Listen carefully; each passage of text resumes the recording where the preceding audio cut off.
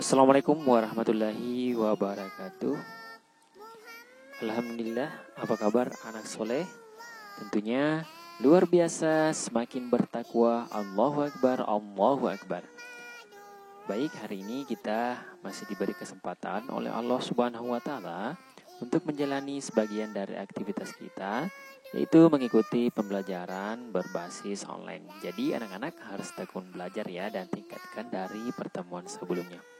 Saya ucapkan selamat beraktivitas di rumah, belajar dari rumah, membantu orang tua, dan tentunya olahraga. Jangan lupa jika keluar rumah, tetap mematuhi protokol kesehatan, jaga jarak, cuci tangan, dan tentunya memakai masker. Nah, baik anak-anak sekalian, jadi pada pertemuan kali ini tentunya sebelum kita mulai materi, alangkah baiknya jika kita berdoa. Doa dimulai. Doa sebelum belajar. Bismillahirrohmanirrohim. Rabbi zidni ilma warzuqni fahma.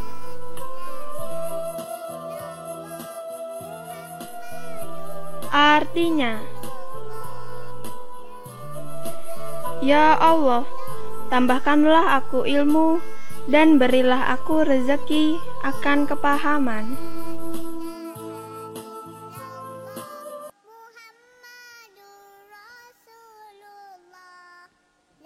Nah, baik anak-anak sekalian, jadi pada pertemuan kali ini kita sudah berada di penghujung tema 1, hidup rukun, dengan subtema 4, yaitu hidup rukun di masyarakat. Jadi setelah sebelumnya kita belajar hidup rukun di sekolah, nah sekarang kita belajar di hidup rukun di masyarakat dengan materi prosedur gerakan melompat ke berbagai arah. Jadi saya rasa anak sekalian, kalian bisa melakukan gerakan ini sekaligus bisa memahaminya dengan baik.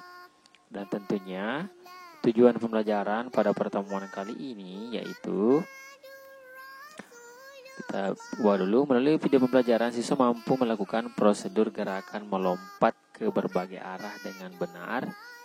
Nah, kemudian berikutnya yaitu melalui video pembelajaran siswa mampu menjelaskan prosedur gerakan melompat ke berbagai arah dengan benar. Jadi setelah kita melakukan prosedur mau mempraktekkannya, nah kemudian kita bisa melakukannya atau menjelaskan kepada teman-teman kita bagaimanakah itu melompat ya ke berbagai arah. Baik, ayo kita mulai. Nah, para warga sedang mengikuti musyawarah di balai desa. Jadi tentunya ketika seseorang melakukan musyawarah atau rapat ya anak-anak sekalian, berarti ada sesuatu yang ingin dibahas. Jadi semuanya ya, warga semuanya berkumpul membicarakan persoalan yang menjadi masalah di lingkungan ya, di lingkungan rumah. Nah, tentunya mereka membicarakan lingkungan rumah yang sangat kotor. Jadi semua warga berkumpul karena ingin menyampaikan kepada Pak Desa bahwa dia berkeluh kesah lingkungan di sekitar rumah itu sangat kotor, terutama di got-got banyak sekali sampah yang berserakan dan tidak ada yang mengurusnya. Jadi keputusan setelah musyawarah yaitu jadi para warga kerja bakti untuk membersihkan. Ya, nah sekalian, ini kita termasuk warga di lingkungan rumah kita, jadi kita wajib untuk kerja bakti untuk membersihkan jikalau memang sangat-sangat kotor. Tentunya ada juga membersihkan, nah ada juga warga yang memperbaiki jalanan yang rusak. Jadi ini termasuk kerja bakti ya, kerjasama antar warga untuk melakukan pembenahan di lingkungan rumah kita. Jadi kita juga bisa ikut berpartisipasi anak-anak sekalian, meskipun kerjaan-kerjaan kita itu tidak terlalu berat. Intinya kita hadir dan sama-sama untuk memperbaiki lingkungan kita. Tentunya peran ibu-ibu juga membantu menyiapkan makanan untuk para warga yang sedang melakukan gotong royong. Nah, ini tentunya berkaitan dengan hidup rukun di lingkungan sekitar. Nah, Udin membuang sampah pada tempat sampah. Jadi anak-anak sekalian, kita bisa melakukan hal-hal yang kecil. Jadi karena kenapa lingkungan rumah kita menjadi kotor, karena kita juga yang membuang sampah bukan pada tempatnya. Jadi anak-anak sekalian, mulai pada saat ini kita membiasakan diri untuk membuang sampah pada tempat sampah. Jadi anak sekalian, saya rasa kita sudah belajar mulai dari kelas 1 mengenai membuang sampah pada tempat sampah. Bukan hanya pada lingkungan sekolah ya, tapi pada lingkungan di sekitar kita, lingkungan rumah kita. Supaya lingkungan rumah kita menjadi bersih dan nyaman untuk ditinggali. Nah, ini juga merupakan perbuatan yang sangat buruk, yaitu di sini dia membuang sampah ke got. Jadi Udin melarang Badu untuk membuang sampah ke got. Jadi asal mulanya kenapa got itu kotor, banyak sampah berserakan, itu karena ulah kita sendiri. Jadi kita juga harus saling mengingatkan untuk tidak membuang sampah sembarangan. Terutama membuang sampah ke selokan seperti ini karena akan menghambat air yang mengalir ya. Jadi tentunya anak sekalian, ketika kita melakukan aktivitas kita perlu air. Nah, itu air itu akan mengalir melalui selokan. Nah, jika selokannya buntu, maka itu akan membuat lingkungan kita mudah tergenang banjir. Nah, seperti itu ya anak sekalian. Jadi kita perlu saling mengingatkan untuk membuang sampah pada tempatnya. Jadi setelah mereka bergotong royong, lingkungan rumah Udin sudah bersih kembali. Nah, anak-anak pun dapat bermain dengan nyaman. Jadi tentunya anak sekalian, lingkungan yang sehat, nyaman itu akan membuat kita merasa enak dan betah tinggal di rumah dan tinggal di lingkungan sekitar kita. Nah, setelah itu anak-anak bermain dan belajar cara melompat. Jadi anak sekalian, inilah yang akan kita pelajari. Bermain dan belajar cara melompat. Tentunya anak perempuan juga melompat menggunakan satu kaki ya. Jadi ini menggunakan bermain tapak gunung ya. Tentunya sebelum melakukan permainan, Udin itu pemanasan terlebih dahulu. Di sini dia sudah melakukan permainan melompat ya. Jadi dia melakukan pemanasan kecil-kecil dulu sebelum melakukan gerakan yang lebih inti. Nah, anak sekalian, yang pertama itu adalah gerakan melompat yang pertama. Jadi di sini kita bisa lihat Udin melakukan gerakan melompat melingkar ya. Jadi dia melompat ya seperti ini. Seperti ini baru dia kembali lagi seperti ini. Jadi kita bisa lakukan berulang ya. Jadi ini gerakan ya melompat ya seperti lingkaran dia. Jadi mengelilingi sekitar, kalau misalkan kita lakukan di rumah, nah kita bisa lakukan seperti ini. Kita tinggal melompat dan melingkar ya. Jadi bisa setelah kita melompat sampai ujung, kita bisa kembali seperti ini dengan cara melingkar. Bagaimana anak sekalian? Saya rasa untuk materi sudah dipahami ya. Bagaimana cara melompat seperti ini, itu melompat melingkar. Nah, kemudian gerakan melompat yang kedua ya. Jadi di sini kita bisa lihat bahwa ini melompat dengan cara zigzag. Nah, jadi Udin di sini dia melompat ke sini dulu, baru dia melompat ke sini. Jadi dia melompat seperti zigzag juga. Jadi dia berbelok-belok ya cara melompatnya. Setelah ini kemudian melompat lagi ke sini, kemudian ke sini ya. Jadi anak sekalian, kita bisa lakukan kalau misalkan rumah kita menggunakan lantai dari tegel atau apa yang lainnya ya, kita bisa lakukan ya melompat ya dengan menggunakan garis dari lantai tersebut. Nah, kita bisa lakukan lompat seperti ini, zigzag dan berbelok-belok.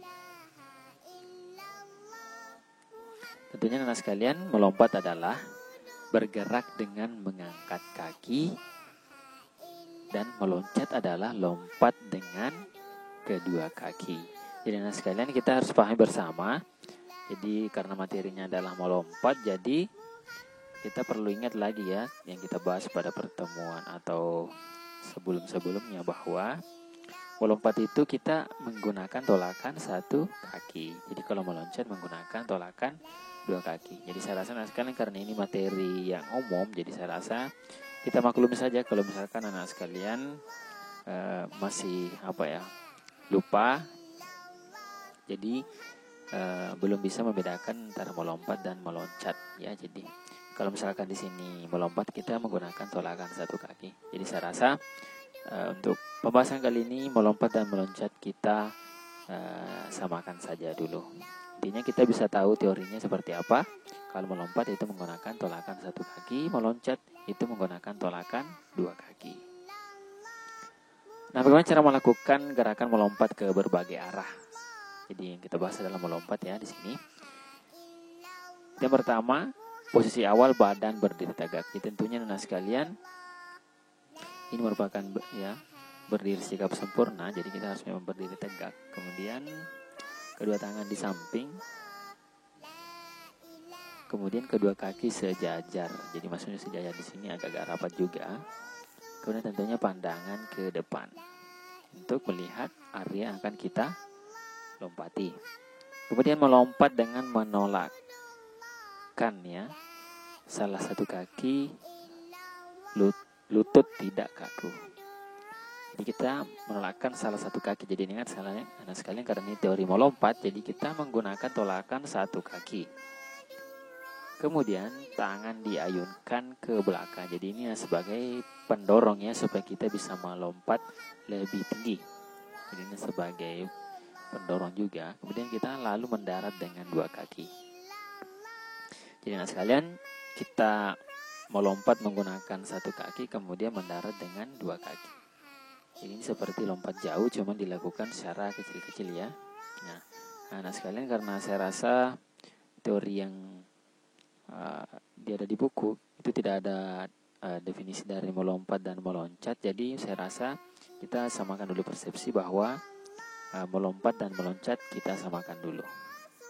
Nah, baik anak sekalian, jadi saya rasa anak sekalian melakukan gerakan melompat ke berbagai arah, dan saya lihat semuanya sudah memahami. Cuma di situ tadi perbedaan, kalau melompat itu menggunakan tolakan satu kaki, kalau meloncat itu menggunakan tolakan dua kaki.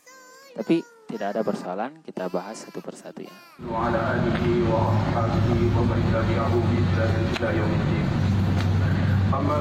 ya.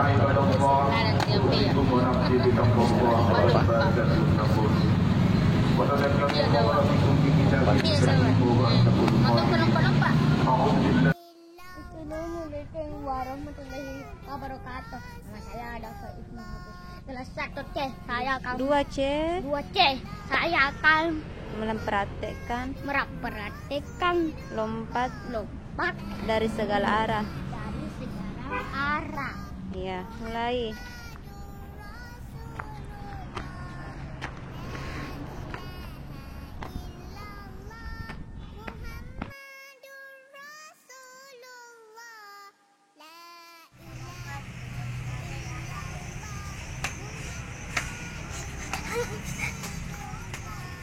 Baiklah sekalian, jadi karena kita melihat juga gambar, jadi saya rasa ini sudah benar ya untuk melompatnya.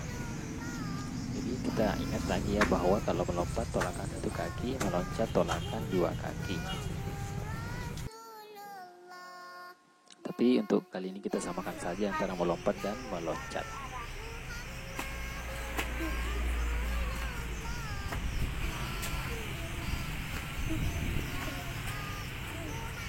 Ingat anak sekalian, ketika melompat maupun meloncat kita harus perhatikan medan atau area yang kita lompati. Assalamualaikum warahmatullahi wabarakatuh. Saya akan melompat ke berbagai arah.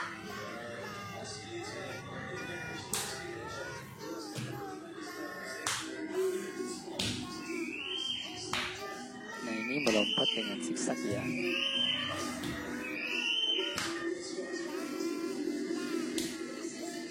Assalamualaikum warahmatullahi wabarakatuh. Assalamualaikum warahmatullahi wabarakatuh.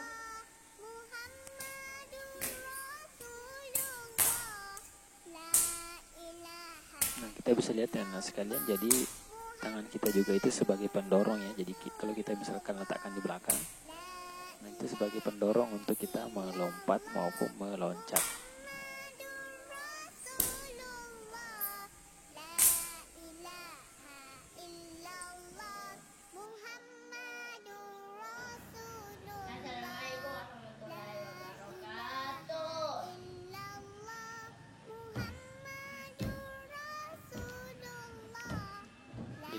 sekalian, kalau melompat atau meloncat itu kaki diusahakan rapat ya, supaya loncatannya itu ketika mendarat itu kaki bisa bersamaan mendarat atau bisa bersamaan menapak di lantai.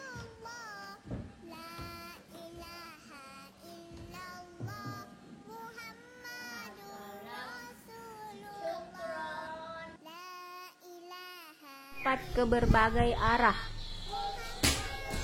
Jangan cepat. Nah, sekalian ketika melompat kiri. usahakan lompatannya agak tinggi ya. Jadi kita bisa lakukan secara perlahan. Jadi tidak usah tergesa-gesa ketika melakukan gerakan ini. Kita lakukan dengan perlahan saja, tapi lompatannya itu agak tinggi. Jadi saya rasa seperti itu ya anak-anak sekalian. Intinya gerak melompat merupakan bagian dari gerak lokomotor. Jadi anak sekalian, saya selalu pertegas ini, yaitu gerak melompat merupakan bagian dari gerak lokomotor. Tentunya gerak lokomotor adalah gerak berpindah tempat.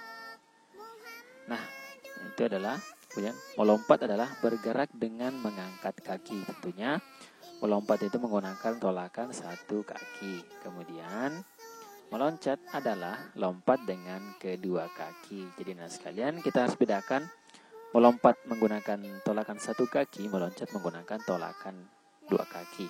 Nah, bagaimana mendaratnya? Kalau melompat itu langsung mendarat dua kaki, begitupun meloncat itu mendarat dengan dua kaki. Seperti itu materi kita pada pertemuan kali ini.